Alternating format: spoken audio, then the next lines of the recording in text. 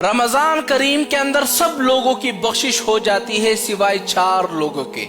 अब वो 4 बदबख्त लोग कौन से हैं जिनकी बख्शिश रमजान में भी नहीं होती। याद रखे रमजान वो महीना है ना, अगर इस रमजान में भी हमारी बख्शिश नहीं हुई तो जिब्रील अमीन ने एक बद्दुआ दी थी कि हलाक हो जाए वो शख्स जो रमजान का महीना पाले फिर भी उसकी बख्शिश ना हो।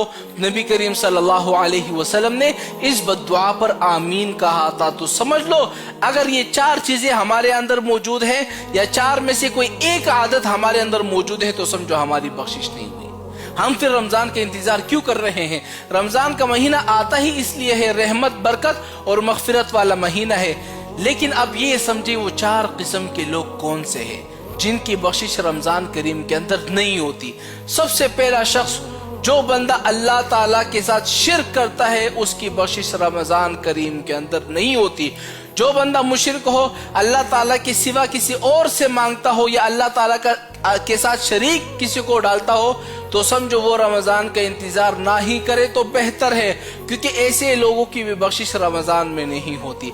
दूसरा, वालिदैन का नाफरमान बेटा या कोई बेटी, कोई बेटा है बेटी है, माँ बाप उससे नाराज है, माँ बाप से कोई झगड़ा है, याद रखे ऐसे लोगों की भी बख्शिश रमजान करीम के अंदर नहीं होती। ऐसे लोग भी रमजान का इंतजार ना करें कि भाई मेरी बख्शिश हो जाएगी।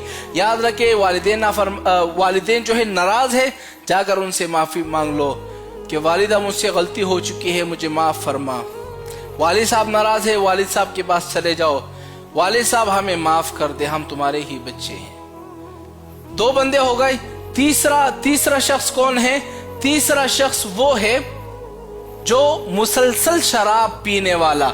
जो बंदा शराब पीता है उसकी भी बख्शिश रमजान करीम के अंदर नहीं होगी।